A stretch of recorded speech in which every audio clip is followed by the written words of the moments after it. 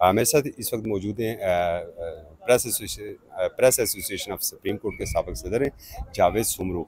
इनसे ज़रा पूछेंगे बरखुसूस JUI की जो आइनी तरमीम आ रही है वो क्या है। अस्सलाम वालेकुम जावेद। वालेकुम सलाम। बहुत शुक्रिया। क्या अंदर की खबर क्या है?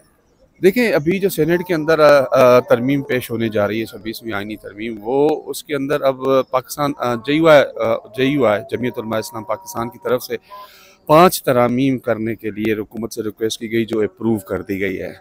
इस हवाले से इसहाक डार साहब से हमारी बात हुई, डिप्टी प्राइम मिनिस्टर हैं, उन्होंने इस बात को कंफर्म किया कि 5 जो है उनकी 4 से 5 तरामीम है, वो उन्होंने बताया। एक है रिबा के हवाले से, एक है इस्लामिक आइडियोलॉजी काउंसिल के पास कोई भी जो इस किस्म का बिल होगा उसको भेजकर वहाँ से उनकी राय लेनी है, जबकि वो पहले ही वो चीज़ ऑलरेडी मौजूद है। कोई ऐसी कंट्रोवर्शियल चीज़ आती है तो इस्लामी आइडियोलॉजी काउंसिल को भेज के वहाँ से उनकी राय ली जाती है। नंबर तीसरी चीज़ ये थी कि वफाकी शरई अदालत के अंदर जो है बाकी जो 3 तरामीम हैं, उन्होंने वफाकी शरई अदालत जो बिल्कुल ही एक साइड पे था इदारा, बिल्कुल वहाँ पे कोई इस्लामी या मजहबी सूरत हाल पे कोई चीज़ होती थी तो वहाँ पर जाके पटिशन दाखिल करके अब वहाँ हियरिंग होती थी। अब उन्होंने उसको मज़ीद अब थोड़ा सा मजबूत बनाने की बात की है। उसके अंदर किस तरह से सूरत हाल आगे आएगी, कौन सी पटिशन्स होंगी, वो 3 शिक्के जो हैं उन्होंने उनके अंदर डाली हैं। यानी कि इसके हवाले से फिर हमने उन कामरान मुर्तज़ा जो हैं जमीयत उलमा इस्लाम के जो सीनियर वकील भी हैं, और मैं ये कहूँगा उनके बारे में कि उनकी जानिब से जो भी मुसवदा JUI की तरफ से तैयार किया गया है वो इस वक्त एज इट इज़ सेनेट के अंदर वो पास कराया जाएगा। अब जब ये 5, उन्होंने भी इस बात को तस्दीक की कि जी रिबा एक बहुत बड़ा मसला है, वो उन्होंने किया है। और एक और चीज़ जो मैं भूल गया वो ये है कि जो हाउसिंग सोसाइटीज़ एक्ट के अंदर जो मामला ख़ास तौर पर मदारिस का था, वो भी अब इस 26वीं आइनी तरमीम के अंदर उन्होंने शामिल करवाया है। और आज 26वीं आइनी तरमीम पास हो जाती है तो फिर आप ये ज़हन में रख लें कि मदारिस को जो रेगुलेट करने की जो उनकी अहियत थी, उनकी बाउंड्री थी, उसको क्लियर करके इस तरामीम के अंदर वो क्लियर किया जाएगा, ताकि उनकी जो एक पोजीशन है वो जो है वो एक लीगल बन सके। क्योंकि अमूमन इल्ज़ाम लगाया जाता था कि मदारिस जो है वो गैर कानूनी ज़मीन पर बने हुए हैं, उन्होंने कुछ नहीं किया।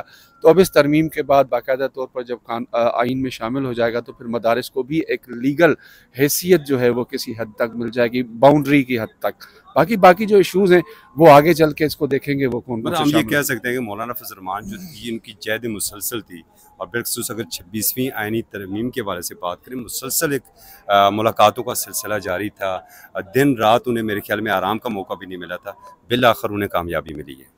देखिए, कामयाबी सच कह सकते हैं इसको, लेकिन मैं बतौर जर्नलिस्ट इस सारे सिचुएशन के अंदर मौलाना साहब के किरदार को एक काबिल तहसीन करार देता हूँ। इवन दो के PTI की जानिब से आपने देखा सामने हमारे डीचो के यहाँ पर खड़े होकर किस तरह से जो है तनकीद की गई बहुत हार्श लैंग्वेज में JUI के ऊपर, JUI की क़यादत के ऊपर।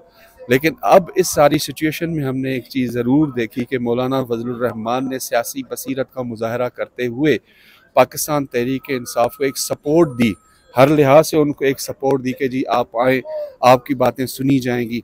और यही हुआ, हमने देखा, आपने कवर किया कि जितना JUI ने PTI को कुशन दिया, PTI को सपोर्ट की, मेरे ख्याल से जितनी तनकीद उन्होंने माजी में की थी और अभी भी की जा रही थी कुछ अर्सा पहले तक, तो मौलाना को नहीं जाना चाहिए था साथ। लेकिन उन्हें सियासी बसीरत दिखा के उनके साथ गए, उनसे बात की, उनसे बातें की, उनकी वजह से ही बानी PTI इमरान खान के साथ जेल में उनकी मुलाकात हुई। तो सारी चीज़ें ये देखें तो मुझे बतौर जर्नलिस्ट मैंने देखा कि मौलाना साहब की जो है ना एक सियासी बसीरत थी, एक सियासतदान जिस तरह से करना चाहिए काम के, सियासत के अंदर जो एक विंडो है ओपन रखी जाती है, उन्होंने विंडो वो ओपन रख के मुकम्मल तौर पे सपोर्ट किया और उनकी बातें भी की और कुछ अपनी बातें भी मनवाई। बहुत शुक्रिया। ये थी जी ताज़ा तरीन सूरत हाल।